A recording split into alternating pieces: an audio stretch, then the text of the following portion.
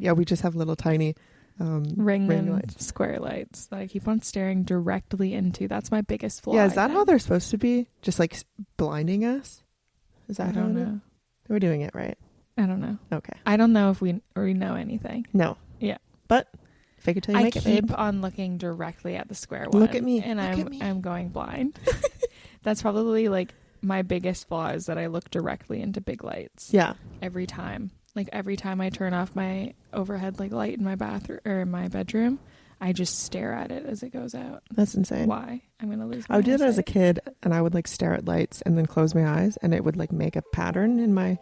So it's almost like drugs for kids. Yeah, it was weird. I don't know. I was a strange child.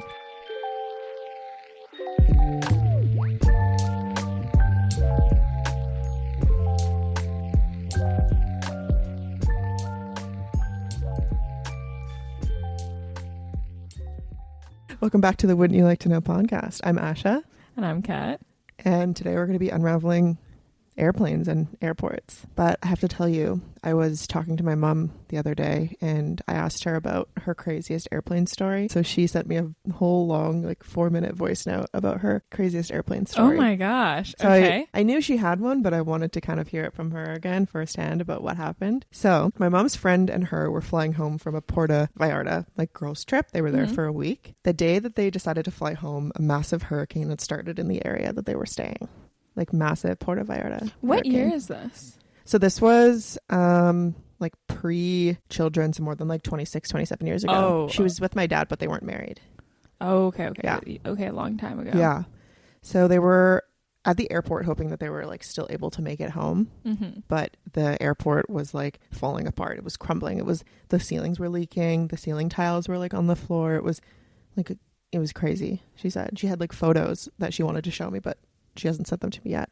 Oh my goodness. Yeah, there was water everywhere. So they board the plane finally. So they're boarding a plane, meanwhile the airport's falling apart. Yeah. Because of this hurricane. I actually don't know why they were allowed to board the plane. But also I'm kind of glad that they did and she wasn't stuck in the hurricane because I probably wouldn't be here still. Wait, okay. Really? It was a hurricane in Puerto Vallarta that bad? It was pretty bad. Jeez. Yeah. So when they're sitting on the plane, it was delayed and they're like the pilot was telling them about it. The pilot was like, okay, we're going to try to take off still. We're going to fly over the hurricane, hopefully. Hopefully. Yeah. I love when a pilot says hopefully. Yeah, really hopeful. So my mom and her friend were sitting across the aisle from each other. They weren't even sitting beside each other. So they were like holding hands. I was just thinking. Across from the if that was aisle. us, I would be holding hands with you. Crazy. So she said there was crazy turbulence during the takeoff and she guessed they had to pull up and like turn around to fly back north because when you're on a plane sometimes they take off, fly up, and then they kind of do a little bit of a turn, right? Well, because they don't always have like the track to to take off in the other direction that you actually need to go. Yeah. Exactly. So as they're pulling up, the gas masks fall from the ceiling. Oh my god. Because there's so much turbulence. They thought they were going to die is what she said. With good reason, of course. Like I probably would think the same thing. Well, and taking off and landing are the most dangerous parts of the flight. Yeah. When you're up in the air, you're usually fine. Yeah. But the taking off and landing. So when something happens when you're taking off, that would be terrifying. That would be it for me. So yeah, they were holding hands across from the aisle. There was lightning and wind out of the window my mom could see. Just like crazy clouds and wind and like probably debris and stuff. Probably don't want to be in a metal vessel when there's lightning. Yeah. So the window seat to my mom's left saw a lightning bolt strike the wing of the plane, like full on just strike the wing of the plane. She said they felt the electric charge go through the plane, through their feet, and then out the other side of the plane. Isn't that crazy? Did they like feel I guess there was turbulence, so you wouldn't necessarily know exactly, but did they feel the lightning strike rattle? Like the jolt? I'm not sure. Probably. Yeah. It probably happened like so quickly, but whoa, crazy that they could kind of feel the charge go like through the plane, almost like a conduit, right? It kept happening until they made it above the hurricane. Like just the wind and the lightning and stuff. 45 minutes into the flight, it mellowed out, is what she said. 45 minutes of that? So just like trying to get up above it. The pilot, like hats off to that man or woman. Oh my God. When they landed in Vancouver, they were watching outside the window. There were like maintenance guys at the underside of the plane with like flashlights. And she guessed that there was probably some sort of like burn mark from the lightning, like the lightning strike. Oh my God. So they just kind of had to do like a check, make sure everything was okay. Oh my God. Did this lightning strike from underneath? There was probably strikes from like all around. Because that's the craziest thing about lightning to me, is that it's not like a lightning strike comes down and hits Earth. It actually comes down and then energy from Earth comes and meets it. So it might have been something like that, especially if they're in the air. Wow. Yeah. So that's my mom's story of her almost dying on a plane, like through a hurricane. But she also added that the flight attendants were super duper calm during the flight, you're okay, and kept reassuring people that everything was okay. Yeah. Yeah. I've always, whenever I'm stressed on a plane, I look at the flight attendants, and if they're fine, I'm fine. They do it every day. That's their job. And because they know when something's actually wrong. Yeah. I'm sure they were like, that's a little bit of a scary situation, even for them, I'm sure. But they know the logistics. They've probably flown in similar situations potentially. Yeah. So that they know like everything's all right. She also sent me some info about like lightning and planes. She's like, here's some more info about like what happened. So apparently commercial planes are struck by lightning on an average of 1 to 2 times a year. So it's not very common, but it happens because these planes are built to have conducting paths through the plane to take the strike and then conduct the currents. Yeah. So they're built to take the strike, literally do exactly what she said, go through the floor and then out the other side. Wow. Yeah. That's crazy. Yeah, super crazy. That actually reminds me of when me and you were on the flight back from New York, and there was crazy turbulence and everybody was freaking out, and I don't know why, but as soon as I noticed that you were getting a little bit scared, all my fear went away because I just wanted to make sure you weren't scared, which is awesome for me. Yeah, it's great that you weren't scared. I've just never experienced that before. Like, I've been really scared on flights before. But yeah, as soon as I realized you were scared, I was like, I'm no longer scared. My one goal is that I need to make sure that Asha feels more comfortable. So I was like, we're playing the crosswords and we're staying focused, and I'm going to try to make her giggle, and we're just going to laugh it out. Yeah. And maybe we even us giggling will make other people around us kind of chill out a little bit. It definitely helped. We bought a little crosswords puzzle in New York, and we brought it on the plane. We were doing it, and then the turbulence started, and we had stopped doing it because we were like, holy crap, we want to focus on what's going on. But there's nothing we can really control. We're not flying the plane. We're only just sitting there. Mm-hmm. So Kat's like, all right, let's do some crosswords. Let's do a little mini crossword. And she was very calm, and it I think her calmness calmed me down, which was nice. Mm-hmm. Well, I mean, I remember we were doing the crossword at one point, and I'd already known you were nervous, but then a big drop happened, and you grabbed the armrest, and you kind of closed your eyes and put your head back and took a deep breath and kind of braced. Yeah. And I was like, hey, what's this question or whatever? I just asked you a question about whatever the crossword hint was. And you're like, no, I was like, no, just keep focused on this. I was like, I hate to try to control you in your moment of panic, but you can't control anything that's happening. You thinking about it harder doesn't make it better. Yeah. I was like, unfortunately, at the end of the day, if we crash, we crash. We have zero control over it. Yeah. We only have control over once things start happening that putting on a life vest or whatever, then we can control it, of course. But we were not even close to that point. Also, I'm pretty sure for a good chunk of the beginning, the flight attendants were still handing out drinks. Yeah. They were fully still doing service. So I was like, it's fine. Yeah. They're not bothered by this at all. Yeah, exactly. I mean, I like flying because I think it's a whole fun experience, especially going with a friend or with my boyfriend and everything like that. But there are certain instances where it's a little scary and I just have to close my eyes and brace. Right? Yeah. But I think moving forward, bring a crossword mini. That really helps. Mm-hmm. A little Sudoku. That's what I always do on flights. When my family went to Hawaii, I was really scared on those flights. Oh, really? Yeah. I've never really been, I think it was more so the flight home. There was a little bit of turbulence, but I was proper scared. Yeah. And I actually had to, at one point I closed my eyes and I genuinely pictured myself going into my happy place. That's good. But I had nobody else to really look out for who was scared. So I kind of felt alone in that. Yeah. But I think when it was me and you, I didn't feel alone in that. I was like, okay, she's nervous. I'm nervous too. But we both know that we're okay Mm-hmm. and everything's fine. Okay, we can get through this. When I was like nervous on the Hawaii flight, I was like, oh, it's just me. I'm all alone. I don't have anyone to hold my hand. Well, aside from a boyfriend. But I had Brandon to hold my hand, but he was laughing at me. He was like, it's not what it's you fine. need. And so we just kept on playing that game that we were playing on the one where you try to jump from planet to planet. He was just crushing me at that. I was like, oh, okay, I'm going to go to my happy place. But looking back, I probably should have just focused on him and the fact he was playing that game and just like, and that he had no cares in the world. Yeah. Anyways, so that kind of segues us into our topics today. I will be focusing on the disappearance and the aviation mystery of the Malaysia Airlines flight MH370.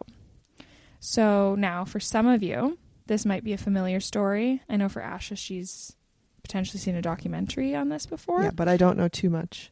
Yeah, and I think I've maybe heard a podcast in the past, but I remember things, but I didn't know the whole story. So, but even years later, the questions surrounding MH370 remain unanswered. And for others, this might be the first time you're hearing about it. Either way, it's a story that has captured the world's attention and still to this day remains shrouded in mystery. On March 8th, 2014, Malaysia Airlines flight MH370, a Boeing 777-200ER, took off from Kuala Lumpur, bound for Beijing, China. The plane was carrying 239 people, passengers and crew, and what should have been a routine 6-hour flight. But just under an hour after takeoff, the plane vanished from radar. What followed has been one of the most extensive and puzzling search efforts in modern history. So how much do you think that they've spent? Just because you kind of know the background, how much do you think they've spent on this search effort? Like money? Yeah. Oh gosh. Just throw a number out there. Probably like $700,000. 160 million USD. Wow. Million. Wow. To start, let's go back to that fateful night. The plane took off at 12:41 a.m. local time. Everything seemed normal until about 38 minutes later, when the aircraft's transponder, which communicates with the radar and provides crucial flight data, was deliberately turned off. But what's even stranger is what happened next. About 90 seconds after the transponder went silent, the plane's communication system, known as the Aircraft Communications Addressing and Reporting System, or ACARS, was also disabled. As we try to piece together what happened in those final moments before flight MH370 disappeared, there's one final chilling communication we need to talk about. Just before the plane lost contact with air traffic control, as it was entering Vietnamese airspace, the last words from the pilot were heard. It was 1:19 a.m., less than an hour after takeoff. The final transmission from the cockpit was simple. The pilot, Captain Zahiri Ahmad Shah, calmly said, "Good night, Malaysian 370." And with that, the line went silent. That's so eerie. But very normal. Yeah. Those words, so innocuous, seemed routine at the time. But now they echo with a haunting significance. What was the pilot's tone? Was there anything in those words that could tell us more about what was happening on the plane? The fact that there was no distress, no warning, no sign of emergency, makes it even more puzzling. That final, simple goodnight is one of the last pieces of normalcy we hear before the plane vanishes from radar. It's a reminder that sometimes the end comes quietly, with no dramatic sign that we're about to face something unimaginable. But what happened after those words? The plane entered Vietnamese airspace, where the pilot would then be expected to change channels and communicate with the next air traffic control center in Vietnam to confirm their position, receive further instructions, and ensure safe passage throughout the airspace. However, this is not what happened. At 1:19, after making the routine communication, the captain and the first officer began their approach to the boundary between Malaysian and Vietnamese airspace. At this point, MH370 was still on its intended route to Beijing, flying in a straight line toward the Vietnamese border. 1:21 a.m. Just 2 minutes after the last communication, MH370 crossed into Vietnamese airspace. This was when the plane's transponder was deliberately turned off. This was also when the aircraft made its first subtle deviation from its flight path. Later that minute, after the transponder turned off, immediately after the plane crossed into the Vietnamese airspace, the flight tracker radar picked up a slight turn to the right. It wasn't an abrupt maneuver, but it was enough to take the plane off its scheduled route. It began to fly in the westward direction, away from the intended destination of Beijing and towards the Malay Peninsula. At 1:30 a.m., so 9 minutes later, at this point, MH370 had veered sharply to the west. Heading across the Malay Peninsula, it had turned in the opposite direction of where it should have been heading and had a trajectory that would lead it across the Strait of Malacca. Now, this is where things get really weird. After those systems went offline, the MH370 didn't just disappear into thin air, and it didn't just crash right away as most people would expect. The plane's flight path was traced through satellite signals known as handshakes. These are automated signals that a plane sends to a satellite ground station, which can show the aircraft's location, albeit imprecisely. From those handshakes, investigators pieced together that the MH370 turned west. Instead of continuing its flight to Beijing, it flew off course, veering thousands of miles off track before it eventually disappeared from radar completely. And the last handshake was picked up at 8:19 a.m., so 2 hours after it should have arrived in Beijing, nearly 7 hours after takeoff, somewhere over the southern Indian Ocean to the west of Australia. Planes don't have a lot of fuel. Mm-hmm. So it's crazy to think that it just continued to go, right? Usually there's a scheduled path with how much fuel they have, right? Timing wise. Yeah, but they do only have a little bit of fuel, but it was only 2 hours after. So it wasn't too much farther? So it wasn't a horribly astronomical, distance, right? That you wouldn't assume that maybe there'd be backup, because if you're flying and you're expecting to land at 6:30, you're not only having enough fuel for 6:30, you're going to have more just in case you need to reroute for an emergency, or just in case you can't land in the designated airport you're supposed to, or in case, I know that there's been times that planes have to circle for 45 minutes right. if it's too busy, or if there's winds. So it seems reasonable to me that it would be the last known handshake would be 2 hours after its expected landing, because that seems like a good amount of extra fuel. So what happened next in those 7 hours? Why did the plane go off course? Was it a mechanical failure or something far more sinister? Did the plane experience an emergency, or was it something intentional? An hour after the planned arrival at An hour after the planned arrival in Beijing, authorities began their search.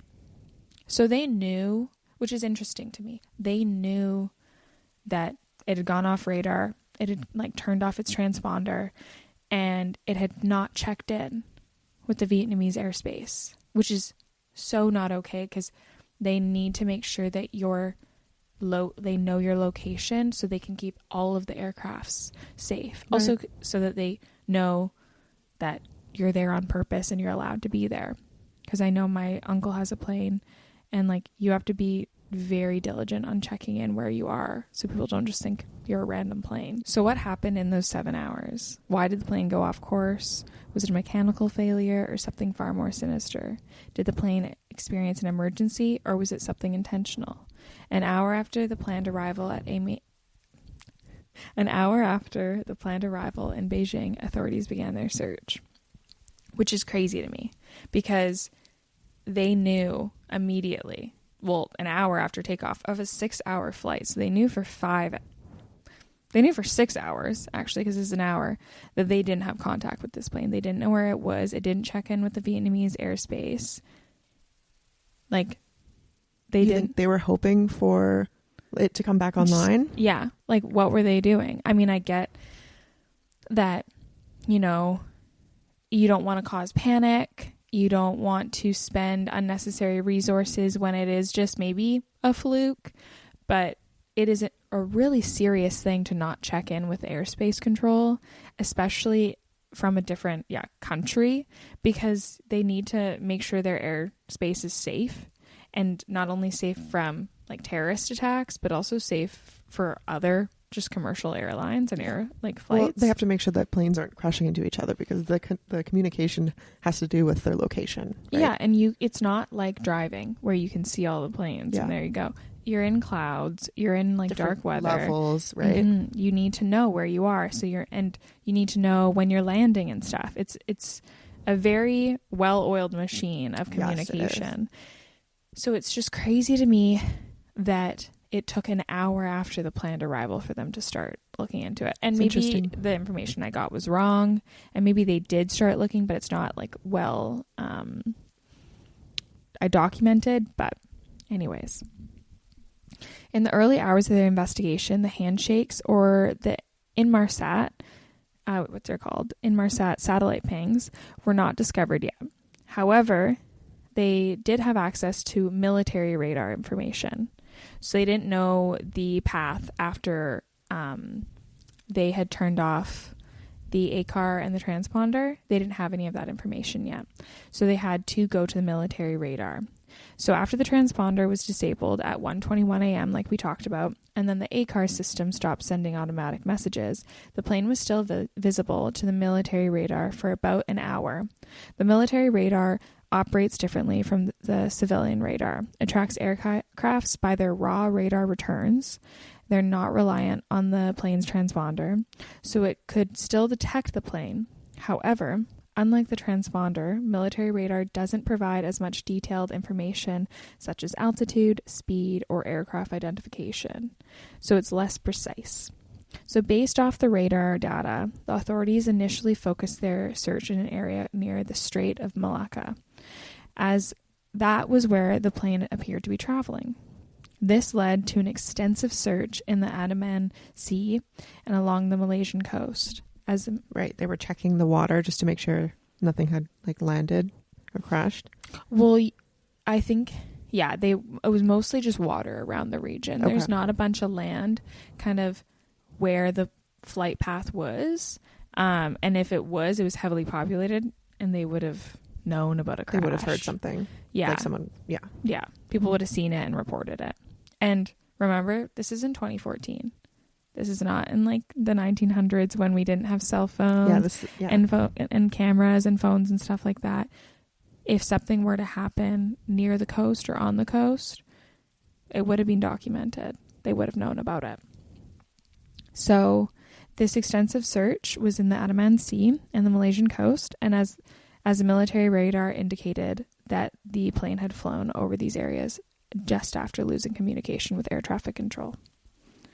So just to put it so you can picture it a little bit, I can show you a picture, and we can put this picture up on our YouTube, and we can post it. But this is where they took off. They flew north, and then they're entering Vietnamese airspace. Right. And then this is where their last military contact was. Whoa, because they were supposed to continue going all the way up to the right to Vietnam. Mm-hmm. So they were basically they're supposed to be on a straight path. And what the military radar contact showed, that they turned so far to the west that they were actually south of the last communication from the pilot. Wow. So they had turned basically completely around and headed back to Malaysia, but heading towards the west of Malaysia. So this led them to search this area right here, right around their last contact. So not 7 hours of flight, an hour of flight, or 2 hours of flight, including the initial that's tracked. However, as we now have further analysis, it was later revealed that the plane did not crash anywhere near the Strait of Malacca. Instead, the true location of the plane became clear only after the investigators began analyzing the satellite handshakes, as we spoke about. 16 days after the initial disappearance. So they were researching the handshakes, or did they find like pieces of the plane? They haven't found any bits of the plane as of now. So all they have is that they lost communication at that point entering Vietnam at 1:21, and that about an hour later the plane is over the Strait of Malacca. Yeah, that's what they have, and that's it. Was there news coverage of what was going on? Like, were these people's families? I believe 239 people. And the crew, like, were people being updated? Like, you know, their plane is not going to make it, or their plane never did make it. So I believe that about an hour, I think it was about an hour after the plane was supposed to be landed, and that it didn't, and they started to look it up and like look into it. I think they actually then kind of announced that they believe everybody's been deceased, is perished. Wow. So they made a statement saying people passed away, even though they didn't really know if anyone did. They could only really assume that that's what happened, though, at that point. But it's interesting because now looking back, when we do have this information, at the point, I believe when they made that statement, the plane was still in the air. Oh, which is so eerie. It's so, But eerie. Because this story has been covered like millions of times, I feel like at this point, there is quite, there's lots of games of telephone happening. So the announcement of the passengers perished came on March 24th, 2014. So it would have been 10 days after. Okay, so during those 10 days, the families and the friends and the loved ones of the people on the plane were kind of up in the air, no pun intended, about what happened. Yeah, no, fully. They had no idea what had happened. And at that point, they were fully looking in the wrong part of the ocean, so far off. Yeah, I have so many like thoughts and like ideas and like theories of like what could have happened in my brain. And there's more. I'll tell you more about we'll talk about it after some of the stuff that's crazy that I found out about that was happening on the plane. Ooh, yeah. So anyways, they began analyzing the satellite handshakes 16 days after the initial disappearance. This was crucial information that eventually led the search to be shifted to the southern Indian Ocean, much farther away from where they were looking, following what the Australian government now called the southern arc of the MH370, hypothesized path the plane took based on these pings. So these pings are very, they're not precise. And I guess how it works is there was kind of two options if they went north or south. But with deduction, they were able to kind of say, okay, the plane did go south. And it, from what I could gather, it did give information on its altitude. Okay, so with that, they were able to determine that it didn't seem like it was being flown on autopilot because the altitude was changing. So it was going up and down? Yeah. Weird. Mm-hmm. So this early misdirection based on military radar data is one of the reasons why the search of the MH370 was so prolonged, expensive, and challenging. The new search focused on a remote part of the Indian Ocean based on limited data from the satellite handshakes, but despite the scouring, an area larger than the size of the United Kingdom, no trace of the plane was found for over a year. So they were looking. Nothing was being found, though, for a year. So imagine all those families. Yeah, really sad. Then in July 2015, the first piece of wreckage, part of a wing, was found on the shores of Reunion Island, a French territory in the Indian Ocean. It was a key piece of evidence confirming that the MH370 did indeed crash somewhere in the remote stretch of the ocean. But despite this discovery, there was still so much we did not know. Yeah, it's like the ocean is so large, but part of me is like, someone has had to see it. Someone had to see it go down.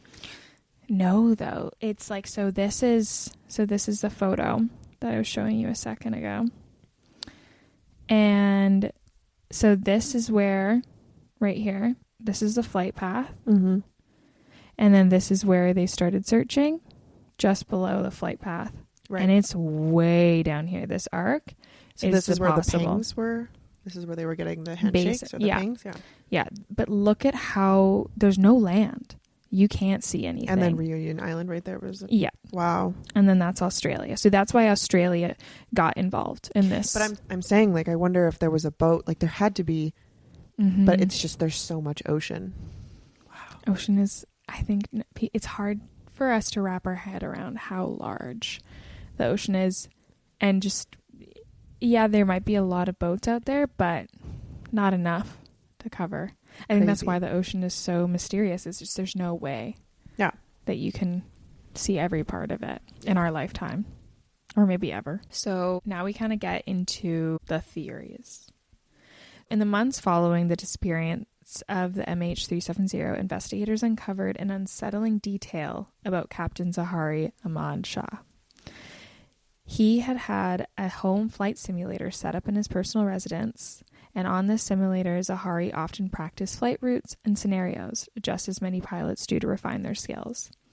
However, what made this simulator particularly intriguing was the similarity between its flight history and the route taken by MH370 after it deviated from its intended course. Oh, so he had a plan? Almost. Authorities discovered that several flight paths in Zahari's simulator closely mirrored the turns and directions the plane took after losing communication with air traffic control. One route in particular bore a striking resemblance to the southern arc that the MH370 followed, leading investigators to consider whether this was a coincidence or if the captain had potentially planned the flight's deviation. While there is no definitive evidence to suggest that the flight simulator directly contributed to the disappearance, the discovery raised serious questions. Did Captain Zahari practice a similar flight path as a part of a premeditated plan, or is it merely a curious, albeit eerie, coincidence? The connection between the simulator and the flight's final trajectory remains one of the most mysterious and controversial aspects of the MH370 investigation, adding another layer to the puzzle of this tragic and unexplained event. This theory of the pilot purposely misguiding the plane gained traction and was further supported with a recent independent investigation hypothesizing where the plane crashed and that it crashed off the coast of Peranth, Australia, the pilot's hometown. With an article I read saying that this is all just conjecture, of another pilot putting his 2 cents, being like, that path looks like somebody's taking a good long look at something, almost like they're saying goodbye. Whoa. Which is pure just opinions. Yeah. However, this is all pure speculation, with friends and family of the captain stating he was being used as a scapegoat, having no prior history of emotional or physical illness, and acting completely normal leading up to the flight. One other, also, there was no, I guess you'd call them triggers, or, what would you call them?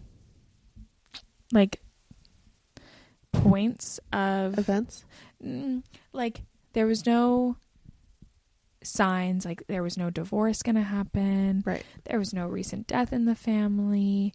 It wasn't like he was like gonna get fired, or he had debt or gambling issues. Maybe he was struggling with mental health. But they check their pilots, they undergo like checkups. How often do they do that though?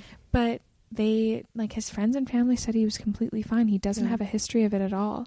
And to go so hard, like to go from nothing 0 to 100 to what they're accusing him of, that's a huge leap.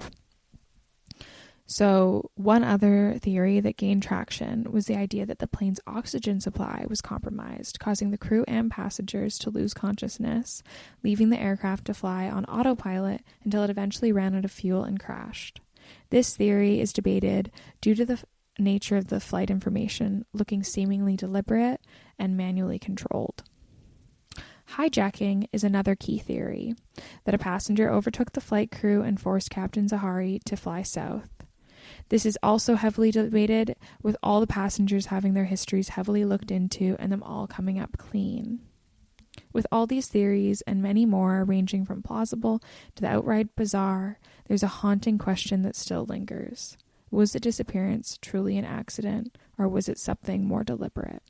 Was someone in control of that plane as it veered off course? If so, why? And that's the main question here. Why?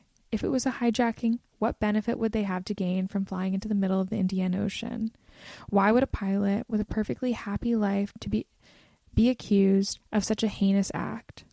Why and how could Captain Zahari seem so calm in the last communication when just moments later the plane turns off course?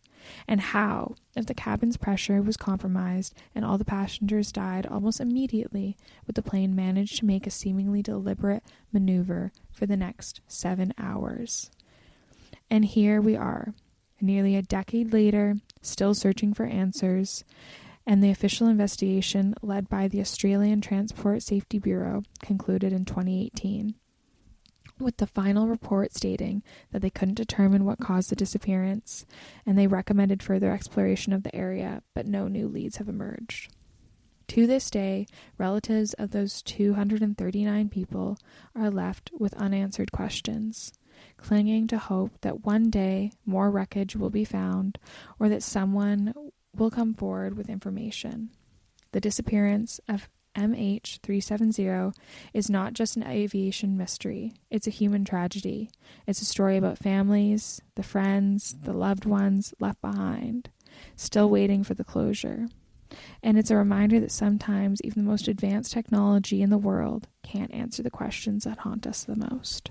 Wow. Mm-hmm. It's really sad. Like, ultimately down to the core of what happened is really, really upsetting, and not having those answers, I can only imagine what that must be like for the families.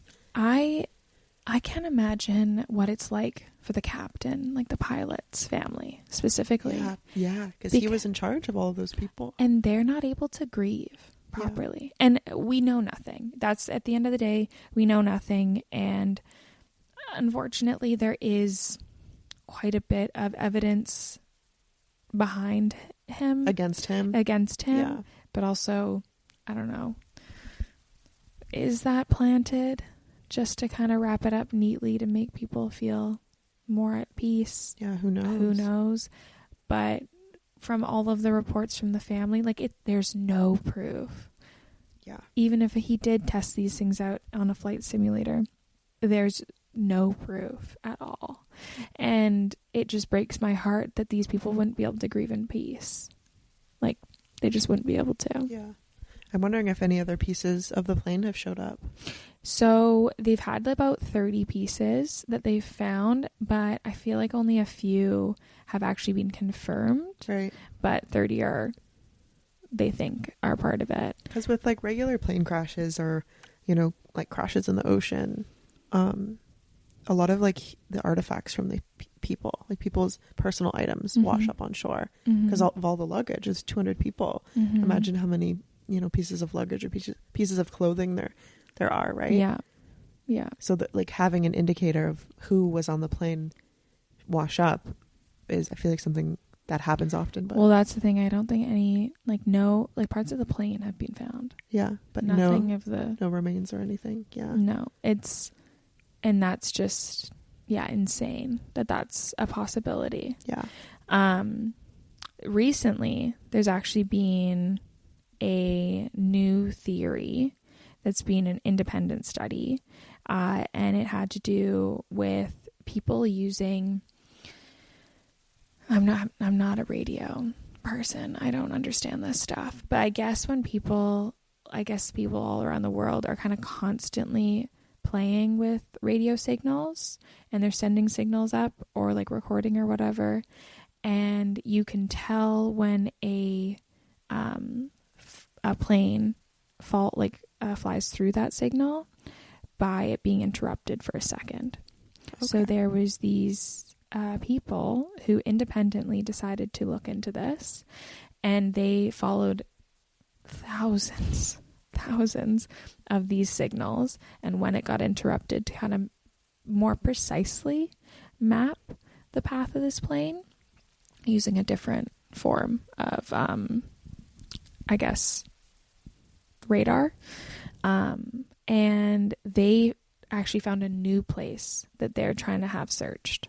Oh. So it's right off the coast of Australia. Okay. Which is where I think it is Perance. So there's like a new theory on where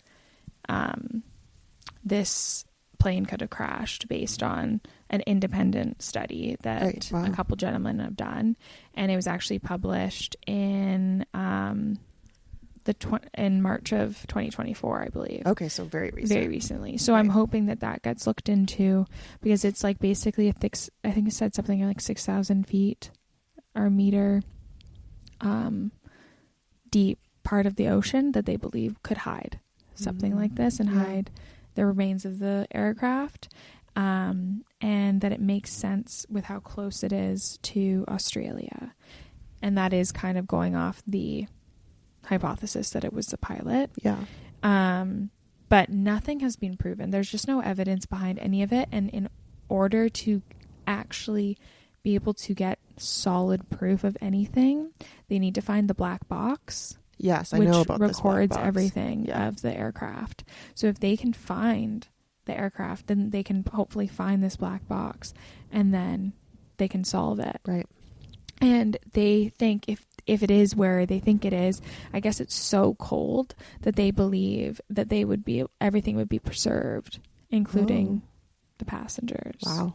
So they think that they would actually be able to create a solid, I guess, like, takeaway from what happened in theory. One of the other interesting things that I saw just looking on Reddit was that people were like, it's in 2014. People had phones. Were people able to call? So apparently people were calling their loved ones while on the flight. And the calls were still ringing, which leads people to believe that the plane hadn't crashed yet at that point. Okay, but nothing was going through? But nobody was picking up. One person, while the flight was supposed to be, like, planned, they didn't know anything had gone wrong at this point. Daughter got a call from her father who was on the plane, but she missed the call. Wow. And she called back and he didn't pick up. So, yeah, that is the story of Malaysian airline flight MH370. I think disappearances are always so interesting to me because there's a lot of different ideas and different theories that people come up with. Some of them are, I mean, a little harming, obviously, because people lost their lives. But some are just interesting to think about, whether or not the oxygen, like they ran out of oxygen and the plane was just an autopilot, or if it was done purposely. I mean, I feel like that theory of the oxygen, it does make a lot of sense. I agree. Especially for if in this day and age, if somebody had hijacked the plane, if something, the plane had been taken over control by somebody with malice. Right. Don't you think somebody would call for help? Like, don't you think there's over 200 people on that flight? Yeah. Don't you think somebody would be able to get a call through? I do, personally. So I think the idea that something happened and like somebody got hurt, then the oxygen, the cabin like pressure got messed up, and then they got oxygen poisoning, or carbon monoxide poisoning, I guess is what it is. That makes more sense to me because, I mean, they do say it changes altitude over that course of 7 hours, but what's to say that they just, through this pressurization, they just got really confused. The pilot got almost sickness from it, and he got confused, and that's why he started flying weird, and it was deliberate at that point. Right. But he was in his right mind because nobody was, or something like that. And I just think that the people who hypothesize that it's so strongly that it's one person's fault without having any actual concrete evidence, they're just not really thinking about the repercussions that has on that person's legacy and their memory and their family. Because imagine losing your loved one and then they're just ridiculed it's just, you can't grieve in peace. Mm-hmm.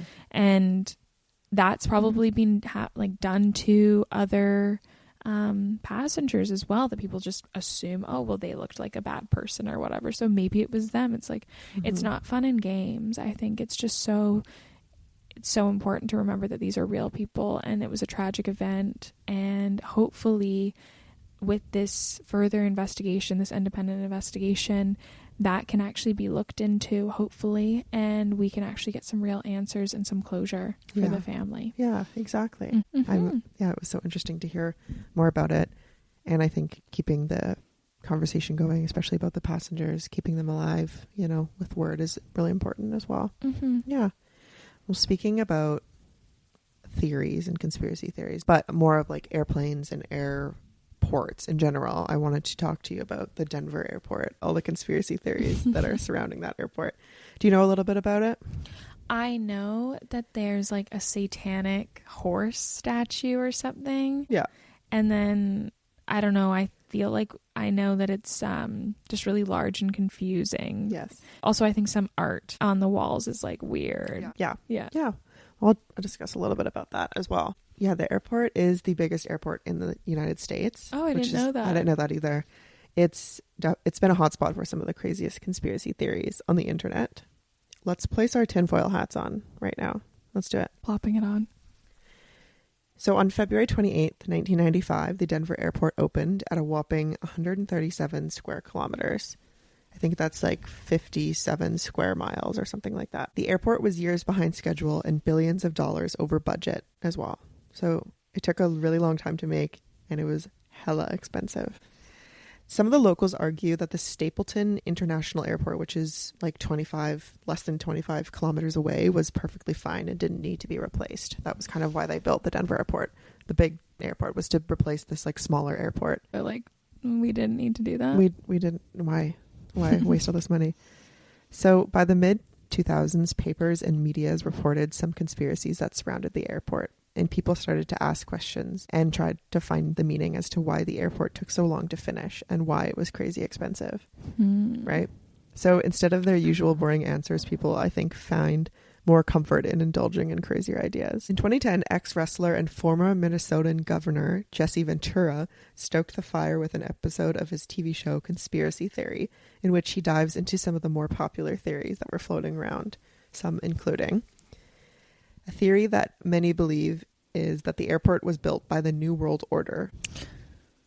Yeah, crazy. The NWO, New World Order, is a term used in several conspiracy theories which hypothesizes a secret emerging totalitarian world government, essentially a secret power with an agenda to eventually rule the world through one world government, like the Freemasons and the Illuminati, which were secret societies to date back in the 18th century in Europe.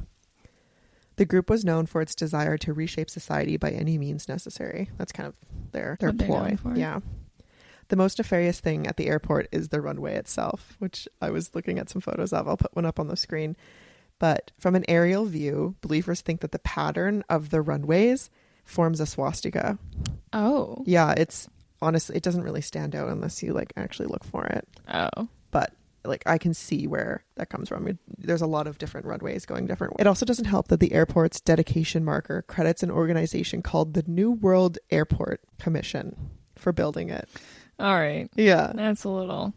But the truth is that the runways were designed that way due to weather, so that pilots can take off and land any direction. And the New World Airport Commission doesn't exist anymore. So that's off la table.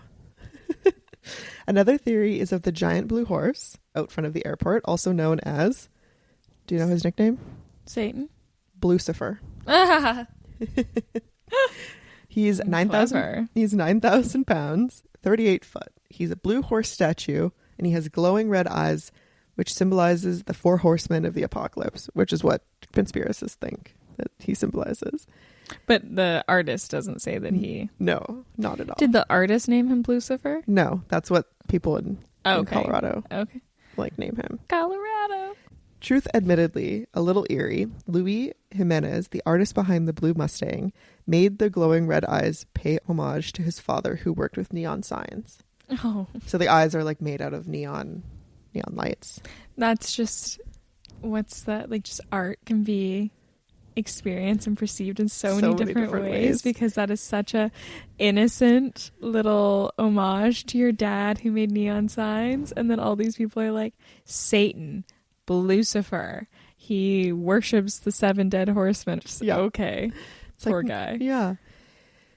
But something really sad about the artist is that when he was finishing the statue, a piece broke off and severed an artery in his leg, and Jimenez died as a result.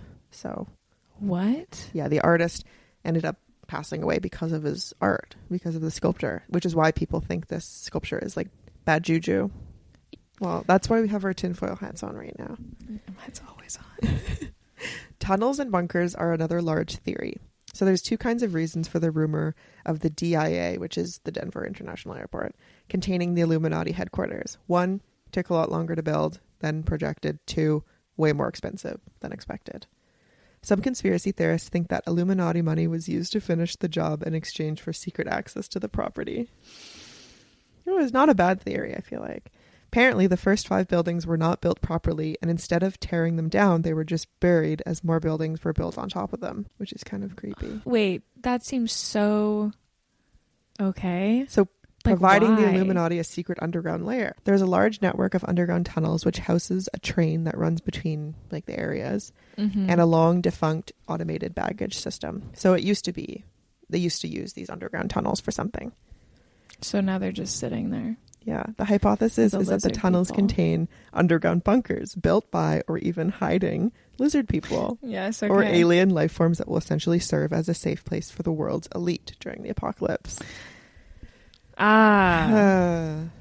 We've come to the main conspiracy theory that all conspiracy theories loop back to lizard people. Yep. And also that the elite are just making places to hide.